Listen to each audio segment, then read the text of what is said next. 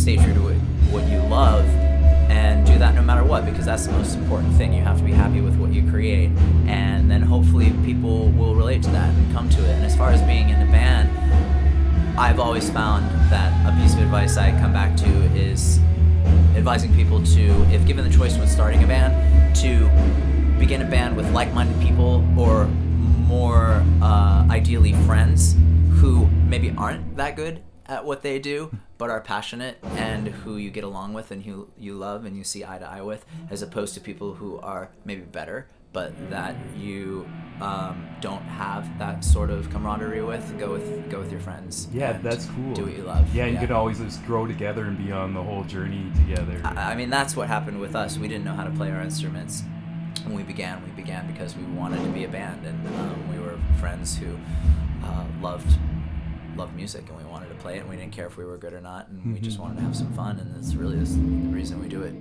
Our artistic evolution is something that's been very organic. It's not a conscious decision when we sit down to write one thing or another. We just let the music take us where it takes us, and as we find inspiration in what we're creating, we follow that. And when we found ourselves creating things that are too similar to what we've done in the past, we tend to shy away from it because it's less interesting and it's less inspiring, because it's something that we've already created, it's something that we've already done.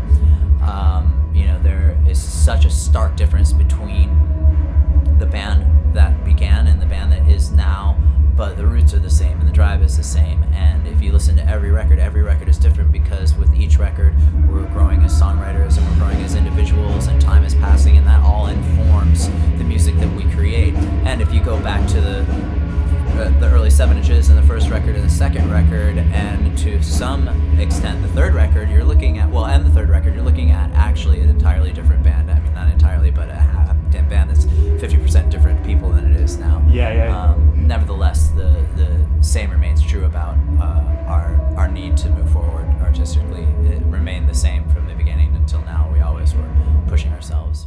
In the middle of the writing process, which we spent about a year doing, I noticed that the word blood was reoccurring over and over again in the lyrics that I was writing during that process. And we wrote about 60 songs or so.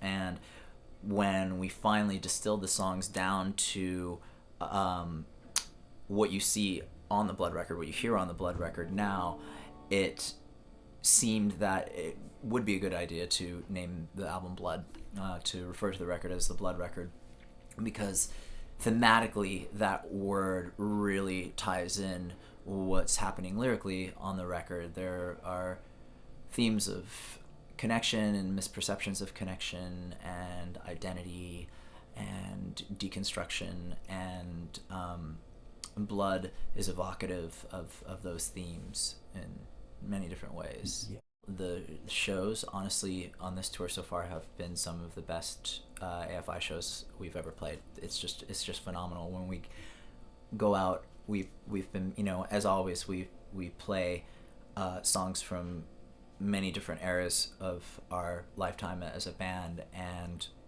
the Blood songs are getting just as strong reactions as some of the songs from 10 years ago, some of the songs from 5 years ago, some songs from 18 years ago, which is really such a gratifying thing, because we're so happy with it and we're so proud of it. To have the fans react to it in the same way that we react to it is really wonderful. What do I think life is? What a cruel joke life is. Life is a chaotic, cruel accident. That's what life is.